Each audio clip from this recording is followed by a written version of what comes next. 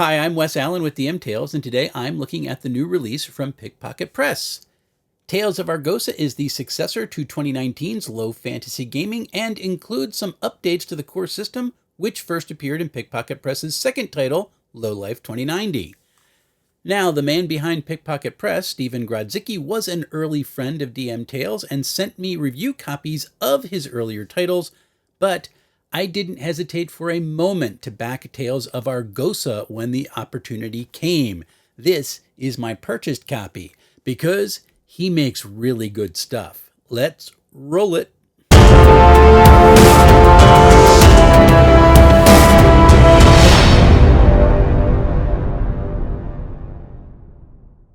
Before we begin, I want to shout out everyone who has liked, commented, and subscribed to the content on this channel. It helps a lot. So if you'd consider doing those things for this video, I would be most grateful. And a special shout out to my Ko-fi contributors who help keep this channel going out of the kindness of their hearts. If you'd like to join the channel, the link is right over there. Get a bulk of members and we might be doing some more members only content. Also, don't forget to check out my merch store for free t-shirts and hoodies, including my latest design with the existential question, are we the baddies? Tales of Argosa is a low magic system weighted to be more human-centric in the vein of old school sword and sorcery, with only a 25% chance of playing a non-human character. Now, non-human characters do enjoy some benefits, but they also suffer from some racial penalties. This diverges from a lot of modern games which are migrating away from race-based mechanics, but it fits in the low magic world of Argosa. Because it's not that all non-humans have the same racial traits, it's that non-humans who are hanging out in the human world have similar proclivities, which is what leads them away from their own cultures. Human characters likewise have racial modifiers which are indicative of the traits which drive them toward an adventuring lifestyle and do not apply to every human. There are 9 different classes which cater to a wide range of playstyles. Artificers make dangerous gadgets. Barbarians are wilderness-loving rage beasts. Bards inspire their companions. Cultists call down blessings from enigmatic entities. Fighters excel in combat situations. Magic users wield forces they cannot control. Monks train to make their bodies weapons. Rangers work on the fringes of civilization. And rogues, well, they embrace the shadows. Each class has access to a set of skills which improve the chances for any check that falls into its bailiwick. Characters also expand their skill set as they level up and may choose any skill which they feel matches their character's story. They are not limited to a specific list. Each class also has a list of starting equipment, which speeds up the equipping segment of character creation a lot. It's very helpful. Characters further differentiate themselves through the addition of unique features which they can add at levels 3, 6, and 9. These may either be developed in conjunction with the GM or picked from an example list found on pages 45 through 50 in the core rulebook. Now, unique features give some significant power boost to the characters, but not in ways that make them overpowered. For that reason, in Tales of Argosa, there's no right or optimized choices. There's only features which help make the character distinct while showing off a particular competency.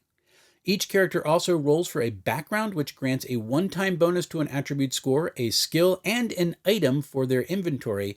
It's a simple way to provide some mechanical benefits while also functioning as fodder for their backstory. Really well done. There are 7 rolled attributes in the game: strength, dexterity, constitution, intelligence, perception, willpower, and charisma. An 8th attribute, initiative, is the average of intelligence and dexterity rounded down. There's a 9th attribute, luck, which is variable and begins an adventure at 10 plus 1/2 the character's level rounded up. First level characters then will begin an adventure with a luck score of 11. I enjoy the wide range of character types in this game and the ways characters can be differentiated from each other. Skill choices, backgrounds, and unique features help make characters from the same class stand out on their own. They are not carbon copies of each other. I appreciate this design. Checks are the base mechanic of the game. Anytime a character attempts to do something where there is a meaningful chance of failure, a GM will call for a check against a specific attribute. If a character has a skill which would be applicable to that check, then the attribute will get treated as one higher than normal for that roll. Having an appropriate skill also allows a character to use a reroll pool in case of failure. If a GM feels a situation is either easier or more difficult than an unmodified chance, they may impose their own modifier, which alters the target rather than the roll. In fact, for all checks, modifiers always change the target number. Checks are made with a d20 and are roll under. If the number meets or is under the target, the check succeeds and the action is successful. Rolls which are 1/2 the attribute are considered to be great successes, while those which are 1/2 over the attribute are considered terrible failures. These will have both narrative and mechanical effects on the game. While calculating the thresholds for triggering these is not difficult, there's a handy chart on page 64 in the core rulebook, which shows the thresholds and is essential for any Tales of Argosa GM screen. Luck is a special type of check which replaces save mechanics from other games, and it is also what gives Tales of Argosa its signature feel.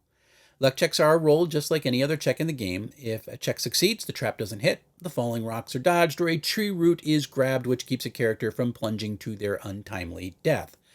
Luck checks will often be modified, though, by an attribute modifier, such as a luck dex check to dodge a hazard. In these cases, the attribute's modifier is added to the luck score for that check. Again, all modifiers change the target number. But with luck, there's a twist, because each time a player rolls a successful luck check, the value decreases by 1. And as luck regenerates only by 1 point per long rest, lengthy adventures or high-stakes encounters feel more risky because they are prone to sap luck from the characters. And from the moment I first saw this luck mechanic in Low Life 2090, I was in love with it. And after playing a character for whom diminishing luck was a real danger, I am hooked even more. In Tales of Argosa, the forces behind magical effects are both dangerous and beyond human comprehension. And there are only 2 classes which can invoke magic-like effects in the game, the arcane-wielding magic user and the divinely called cultist. Starting magic users know a number of spells equal to their intelligence modifier, which are then selected via a D100 roll and consulting a chart. There are no spell levels in the game, though. Everything is just magic. Cultists, meanwhile, know a number of blessings equal to their willpower score, though there are far less of these in the game, only 12 in all. The limited scope of divine blessings conveys the alienness and distance of Argosa's deities. Now, magic users are only able to cast 1 spell per character level per adventure. But after casting their spell, Argosa magic users are far from helpless. First, while they are not quite as combat potent as more martial characters, Tales of Argosa magic users are somewhat capable in combat. They begin with more hit points, they may wear light armor, they can wield a variety of weapons, and don't have to wait for several levels to see their attack bonus increase. Second, magic users may replenish spent class abilities when they rest, 1 per short rest, and all expended uses during a long rest. Casting an arcane spell requires an intelligence arcane lore check, and if the roll is successful, the spell goes off. If not, the spell fails and that ability is still used up. No matter the outcome, the player must then roll a dark and dangerous magic check with a die rolled according to the character's level, and a spell that is cast from a magic item will always roll a d20 for this. If the roll is a 1, a dark and dangerous effect is triggered. Any other roll avoids a DDM effect, but the threshold then increases by 1 each time an effect is not triggered. These cumulative increases remain until an effect is triggered, at which point the threshold resets to 1. Dark and dangerous magic effects are rolled on a table, and they are wild. Characters may have their arms turn into tentacles, their ears might become pointed like a fae, or they may only be able to speak in a whisper for a time. Some effects are permanent, while others can last anywhere from a few minutes to an entire year. They're awesome.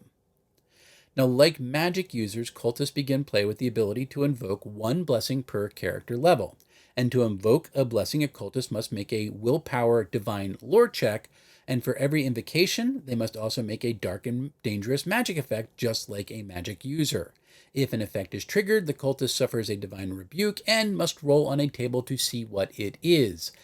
Many of these effects, though, are permanent, and even those which are not may require a rite of atonement to bring an end to them. In Argosa, if you draw a god's attention, there is serious risk involved. Magic in Tales of Argosa is a lot of fun. Tales of Argosa combat will be familiar to many TTRPG players. It's roll high and add a modifier. The target number to hit is determined by armor class, and attack rolls are modified by an attack bonus and an attribute bonus. A natural 1 on an attack is a fumble, while a natural 20 is a critical hit, doing max damage plus the character's level. A nice tweak to the combat, though, is the natural 19. These trigger special combat effects such as trauma and can apply to both monster and character weapon attacks. Pretty cool. Initiative is side-based. At the start of a combat round, one player makes an initiative check. On a success, the players will go before normal adversaries. On a great success, they will also go before adversaries who are marked as bosses or heavies. On a failure, adversaries go before the party. As combat progresses, an initiative check is made each round, moving around the table in clockwise order. Parties are not able to lean on characters who have good initiative scores. Everybody gets to take part. A character gets 1 move per turn, or 2 if they spend their action to do so. Movement in the game is approximated in bands. Melee is 5 feet or so, close is up to 30 feet, far is into the next room or 60 feet, and very far is anything over 60 feet. Now, characters may move to anywhere in close or melee range in 1 move, and to anywhere in far range in 2 moves. Beyond that, the number of moves it takes to reach anything in very far range is up to the GM. Movement cannot be broken up with an action unless a character is flying or mounted, though. It is either action, then move, or move, then action. When a combatant both hits and causes damage, they may attempt an exploit which alters the current combat situation. These come in 2 varieties, minor and major. Now, there's no hard rules for what differentiates one from another. Instead, the player narrates what they want to attempt, and then the GM decides which kind it is. But there are some guidelines. Minor exploits may have only 1 target and are of limited duration. They also may not directly deal damage. Shoving an adversary to put them off balance, for example, is a minor effect. Depending on what is attempted, the GM will call for some sort of check, which is often opposed. If a minor exploit fails, the character may not attempt another minor exploit during that combat, and if there is a terrible failure, the character will suffer a setback of the GM's choosing. Things may not go well for them. Major exploits are available only to PC, so minor exploits can be done by NPCs as well. Now, these can affect more than 1 target and cause long-lasting effects like blindness, shattering a weapon, or tossing an opponent off a cliff. Once a player narrates their intended exploit, the GM calls for a luck check modified by the most appropriate attribute. As with minor exploits, when a major exploit fails, that character may not attempt one again that combat, and a terrible failure causes some sort of setback, which will be significantly worse than a minor exploit. No major exploit can cause the death of an adversary unless that adversary's hit dice are actually equal to or less than the PC's level. You're not pushing the dragon off the cliff. Exploits are a lot of fun, and when I was using them in combat, it felt like they were what 5e's bonus actions could have been. Players narrate the impact they intend to have on the combat by interacting with the emerging fiction, not by scrolling through options based on their class. They're really, really cool and fast. And there's one last move which is not limited to combat. That's the rescue. When a character is faced with a calamitous situation like falling off a cliff or suffering a deadly blow, a PC who is within close range may attempt to pull their ally to safety, even if that breaks initiative during the combat. To pull off a rescue, the player must describe what their character is doing to enact that rescue, like tackling their friend to avoid a spell, holding up their shield as the killing blow comes down, or grabbing a rope and diving into lightning sand to go after the love of their life. Once the rescue attempt is described, the GM will determine if it makes sense, and if it is, the player will then make an initiative check to see if they're quick enough to respond to the situation. If that succeeds, the player then makes a luck check to pull their friend to safety. If the luck check fails, the character isn't able to save their ally, and on a terrible failure, the character suffers a setback which fits the fiction. Each character may attempt only one rescue per adventure. Combat in Tales of Argosa is cinematic without being overpowering, it is fast, and it is fun. Tales of Argosa is a full-sized book, 8.5 by 11 inches, weighing in at 266 pages. The offset book from the Kickstarter campaign is printed on glossy paper, which does bum me out, but it does include 2 book ribbons, which is always cause for a celebration. The book is stitched binding and it lays open well, making it a pleasure to use at a table. Now, if you're ordering a physical copy of the game now, the only way to do this is via DriveThruRPG. This means your copy will be printed on flat paper, have no ribbons, and will be a glued binding, which is less durable. But I've got Pickpocket Press's previous print-on-demand books, the Low Fantasy Gaming and Low Life 2090, and I gotta tell you, they are beautiful. The front cover of the book is stark and beautiful. The game's title in a distressed font adorns the top front cover. This is a deep maroon, reminiscent of dried blood, and the cover art is a reverse contrast line art of a party facing off against a giant serpent and some serpent people. The rear cover is white, adorned only by the helmeted logo that is used for both Low Fantasy Gaming and Tales of Argosa, and it's in the same deep maroon. This presentation is minimalist, stark, and beautiful. The end pages are filled with an abundance of tables which are perfect for a GM screen. There is a fantastic amount of information in them which is presented really, really well. These can be printed out from the PDF and used with any GM screen that a GM desires. As with the cover, the interior of Tales of Argosa is both beautiful and stark. There is almost no color in the book. The only exceptions are the first and second level headings, page numbers, and the tables. The first level heading is a stylized block serif font which evokes a feeling it's evolved from ancient runes. Second level headings are a complementary decorative serif font, and each is presented in the same maroon color that is found on the book cover. Tables are set up with an alternating row color and a clear header row, which utilizes Tales of Argosa's signature maroon color as the fill. The darker table rows are a deep peach with some really, really nice contrast. The body font, well, it's an easy reading serif in black text. All of the artwork in the book is black and white line art, which is perfect for conveying the game's mood. This includes both the headers and footers, which look like bejeweled metal decorations. But in keeping with the minimalist design, the page number is all that can be found in the footer centered on the page, and there's no information in the page headers. And that might be my only critique of the design, because it is nice to see the section title on the page headers. It's just one small omission that I would have loved to seen there.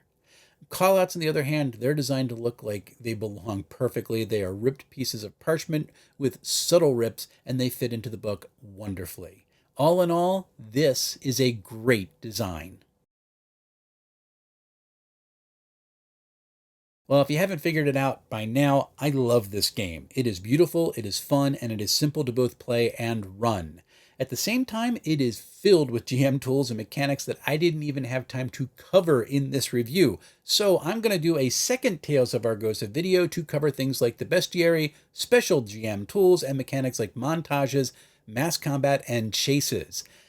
Even considering the sheer amount of content that is in this book, the game is not overwhelming. It relies on a well-constructed engine and is free enough that it gets out of the way when it is not needed.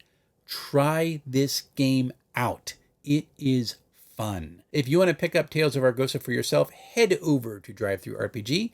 A hardcover standard edition of the book plus PDF will set you back $44.95 and is well worth it. A PDF alone cost $24.95.